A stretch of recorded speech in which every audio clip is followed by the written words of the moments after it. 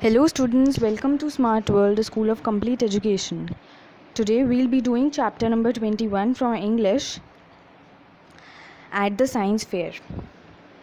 तो फेयर का मतलब हम सब जानते हैं ना क्या होता है. फेयर का मतलब होता है मेला या फिर हम उसे कह सकते हैं एग्जीबिशन. और आई होप आप में से काफ़ी बच्चों को साइंस पसंद होगा. बहुतों को नहीं पसंद होगा, बट साइंस यानी कि विज्ञान एक बहुत ही इंटरेस्टिंग विषय है एंड हम इसको बहुत इजीली पढ़ सकते हैं बिकॉज़ ये हमारी डेली लाइफ में हमें हर चीज़ में देखने के लिए मिलता है. तो आइए पढ़ते हैं. The science fair eight Vidyavardhini school was always an exciting affair. तो क्या कह रहे हैं कि साइंस फेयर यानी विज्ञान का मेला विद्यावर्धिनी स्कूल में हमेशा से ही बहुत ही एक्साइटिंग अफेयर, मतलब बहुत ही अवेटेड, मतलब इसका हर साल इंतज़ार रहता था. बहुत ही अच्छा फेस्टिवल की तरह सेलिब्रेट किया जाता था. There were a number of stalls, never less than 50, entertainment booths and of course refreshments. तो वहाँ पर क्या क्या होता था? काफ़ी सारी स्टॉल्स होती थी जो कि ऑफ कोर्स साइंस से रिलेटेड होती होंगी. एंटरटेनमेंट बूथ्स होते थे और रिफ्रेशमेंट्स मतलब खाने पीने का सामान. There are two basic rules. One, everything should be handled by its students, and even the entertainment booths and refreshment stalls should have scientific base. तो दो बेसिक रूल्स क्या थे कि पहली चीज़ तो ये कि हर चीज़ स्टूडेंट्स ही संभालेंगे, मतलब मैनेजमेंट से लेके एवरीथिंग सब कुछ स्टूडेंट्स को संभालना होता था. और दूसरी चीज़ ये कि हर चीज़ का बेस साइंटिफिक होना चाहिए, मतलब विज्ञान से रिलेटेड होना चाहिए, चाहे वो फिर एंटरटेनमेंट बूथ्स हो मतलब खेलने कूदने के लिए रिलेटेड हो या फिर खाने से रिलेटेड क्यों ना हो, सब में साइंस जुड़ी होनी चाहिए. Preparations for the fair begin at least a couple of months in advance. तो काफ़ी महीनों पहले से ही तैयारियां शुरू कर दी जाती थी क्योंकि काफ़ी बड़े लेवल पर होता था. The first step was brain storming. तो ब्रेन स्टॉर्मिंग क्या होता है? जब भी आप किसी चीज़ की तैयारी करते हो, कुछ बड़ा करने जा रहे होते हो, तो आप अपने दिमाग में आइडियाज़ कलेक्ट करते हो कि आप उसमें क्या क्या कर सकते हो. लाइक अगर आप कोई प्रोजेक्ट बना रहे होते हो तो आप पहले सर्च करते हो ना नेट पर, बुक्स में, हर जगह, जो मैगज़ीन्स में, कि आपको क्या क्या इंटरेस्टिंग चीज़ें मिल सकती हैं उससे रिलेटेड. और फिर आप अपने प्रोजेक्ट का एक ब्लूप्रिंट फ्रेम करते हो और उसके बाद फिर आप अपना प्रोजेक्ट शुरू करते हो. तो इसी चीज़ को ब्रेनस्टॉर्मिंग बोला जाता है. तो सबसे पहला स्टेप होता है ब्रेनस्टॉर्मिंग. वो आइडियाज़ कलेक्ट करते हैं कि क्या क्या इम्प्रूवमेंट्स किए जा सकते हैं पिछले साल से, क्या नई चीज़ें ऐड की जा सकती हैं, क्या चीज़ पिछले साल सही नहीं वर्क करी थी तो उसको हटाया जाएगा, इस तरीके से. The principal invited ideas for the event from students, teachers and even parents. तो इसमें स्टूडेंट्स, टीचर्स और पेरेंट्स भी इंक्लूडेड होते थे. सब अपने आइडियाज़ शेयर कर सकते हैं. A host of ideas poured in. Luckily, many parents not only contributed ideas but also volunteered to help with the planning and implementation of the big event. तो काफ़ी सारे आइडियाज़ कलेक्ट किए गए और parents इतने हेल्पफुल थे कि सिर्फ आइडियाज़ देने में ही नहीं बल्कि उन्होंने वॉलंटियर भी किया, मतलब उन्होंने उस चीज़ को एग्जीक्यूट करने में काफ़ी हेल्प करी. Some student representatives were also taken on the committee to give them a first-hand experience of managing big problems.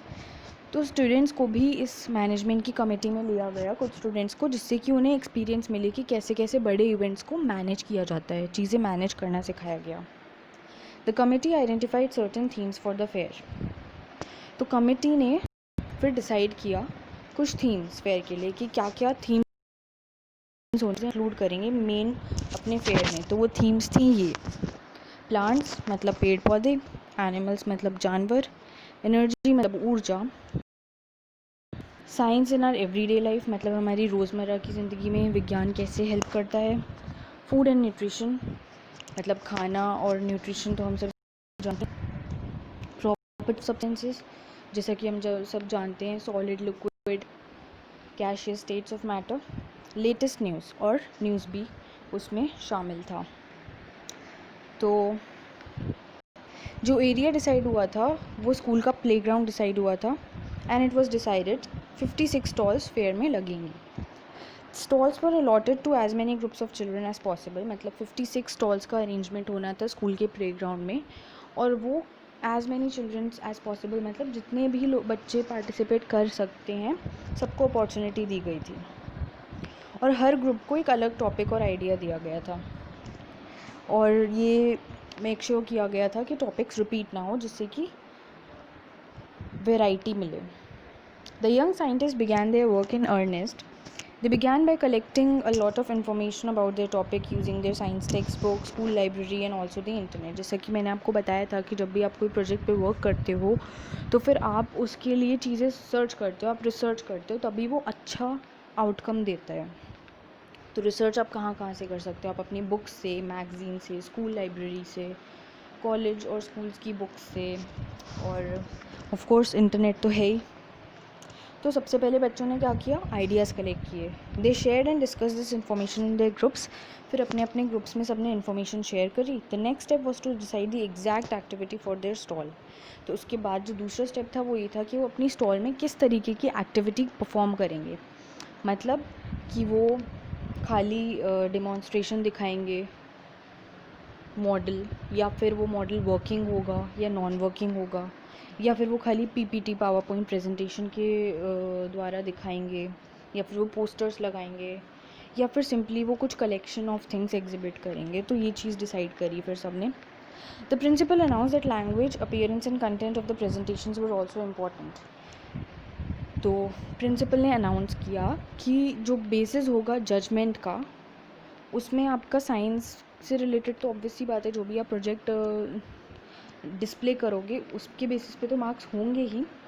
उसके अलावा भी आपकी लैंग्वेज, आपकी अपीयरेंस, मतलब आपका ड्रेसिंग, लाइक किस तरीके से आप ड्रेस्ड हो, वेल ड्रेस्ड हो या नहीं, आपका कंटेंट, आप क्या बोल रहे हो, आप क्या बता रहे हो, उन सब पे भी मार्क्स होंगे। तो लैंग्वेज टीचर्स ने काफ़ी हेल्प भी करी बच्चों की इस चीज़ में।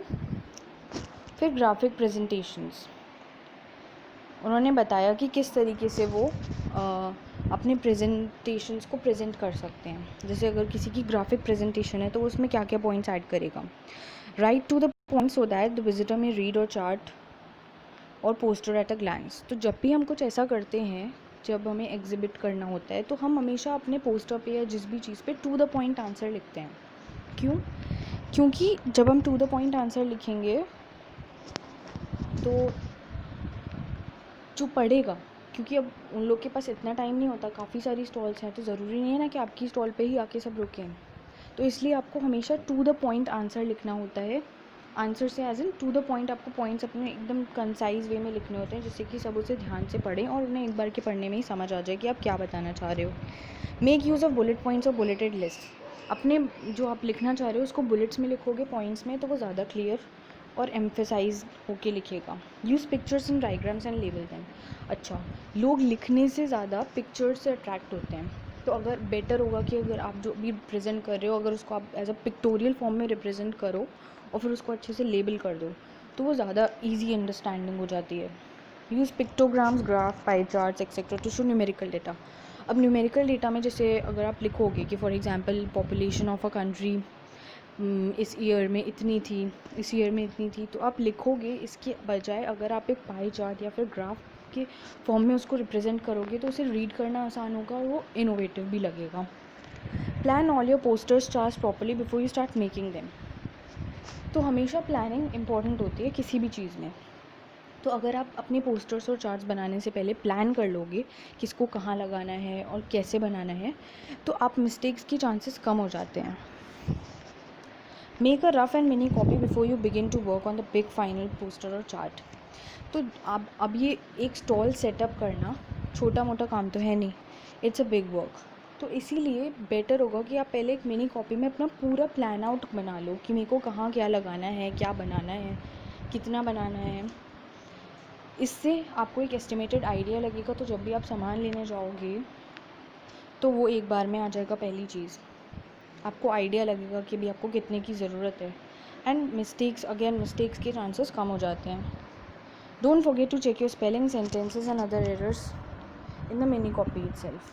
तो वही मिस्टेक्स के चांसेस कम करने के लिए आप मिनी कॉपी में ही अगर अपनी स्पेलिंग्स और सेंटेंसेस के एरर्स चेक कर लोगे तो फाइनल जब आप बनाओगे तो वो कम हो जाएंगे, कम क्या ख़त्म ही हो जाएंगे। Use different colours to highlight important features but judiciously. तो इसका क्या मतलब है कि आप डिफरेंट कलर्स का, डिफरेंट चीज़ों का यूज़ कर सकते हो अपनी प्रोजेक्ट को और क्रिएटिव बनाने के लिए, लेकिन यूज़ जुडिशली मतलब उसको वेस्ट नहीं करना है, जितनी ज़रूरत है उतना ही यूज़ करना है.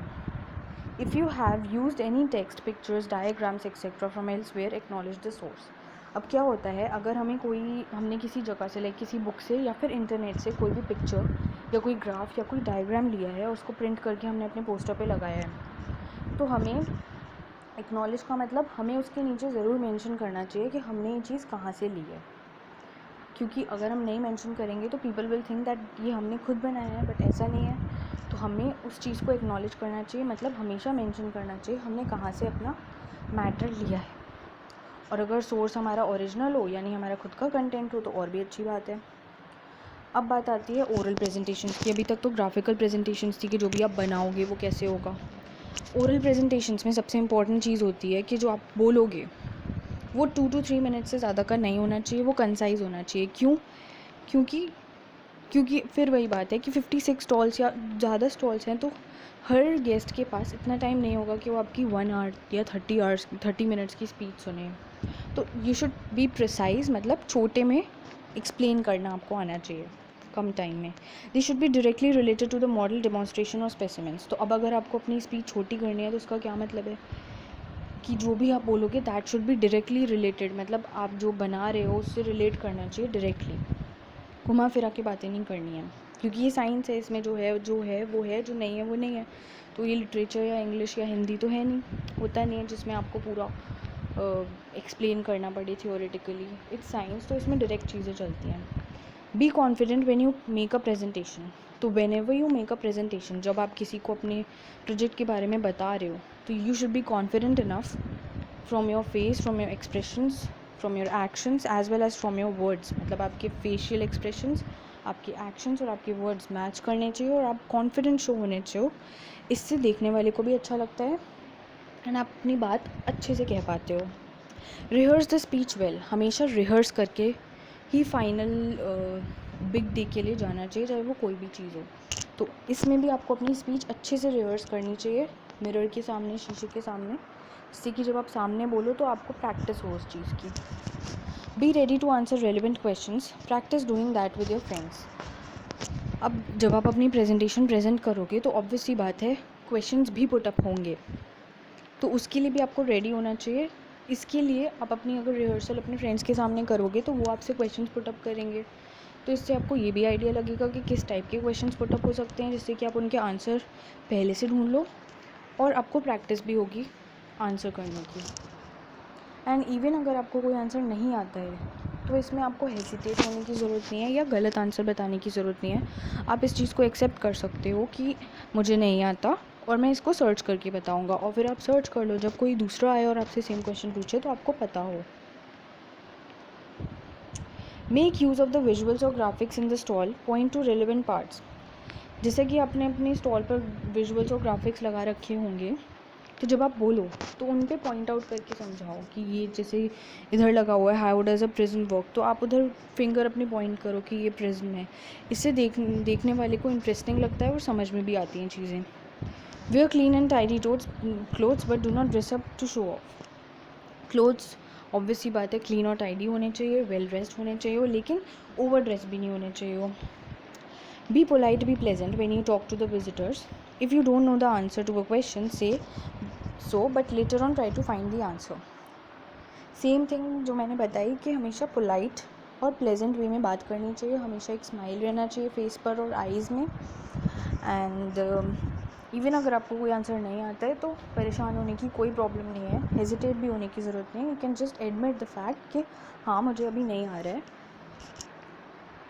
तो at last the big day arrived. The fair was inaugurated by the oldest science teacher mister गिजेयर. तो मिस्टर गिजेयर ने 25 ईयर्स अगो ये आइडिया अपनी क्लास के संग शेयर किया था और उन्होंने एग्जीक्यूट किया था, और फिर वो इतना ज़्यादा अच्छा लगा सबको कि फिर 25 ईयर्स से रेगुलर साइंस फेयर हो रहा है पूरे स्कूल में, तो उन्होंने ये साइंस फेयर इनॉग्रेट किया. मिस्टर गिजेयर explain the importance of using scientific method answers to the questions relating to difficult. Answers भी किए जो बच्चों ने उनसे पुटअप किए क्वेश्चंस उनके, और उन्होंने साइंस की इम्पोर्टेंस भी एक्सप्लेन करी सबको. He was happy to see the stalls, especially the ones that showed simple methods of identifying food adulteration.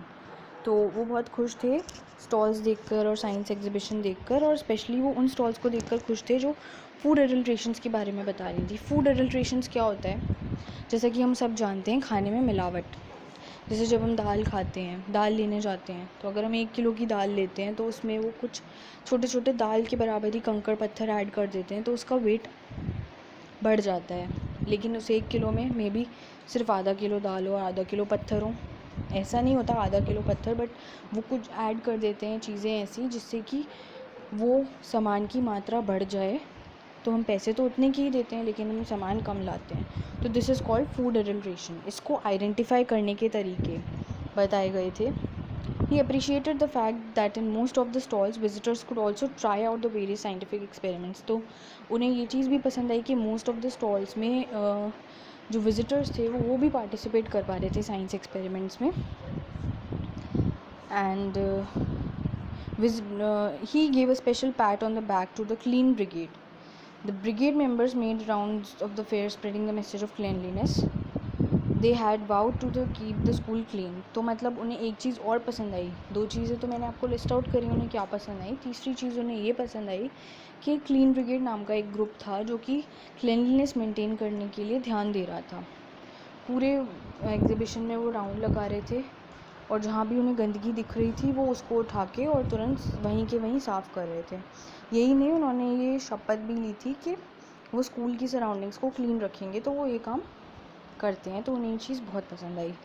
Fair दो they expected more than 1000 visitors and half as many stall holders, they were disciplined a lot. तो काफ़ी सारे visitors आए थे, जैसा कि हम देख सकते हैं मोर देन 1000 विजिटर्स थे और स्टॉल्स से डबल विजिटर्स थे. जितनी स्टॉल्स थी उसके जस्ट डबल विजिटर्स थे, लेकिन फिर भी डिसिप्लिन मेंटेन था. तो ये चीज़ भी बहुत अच्छी थी. And they were well equipped with garbage can, scoops, brooms and wipes. क्योंकि इतने सारे लोग थे तो ऑब्वियस सी बात है थोड़ा बहुत कूड़ा कचरा तो हो ही जाता है.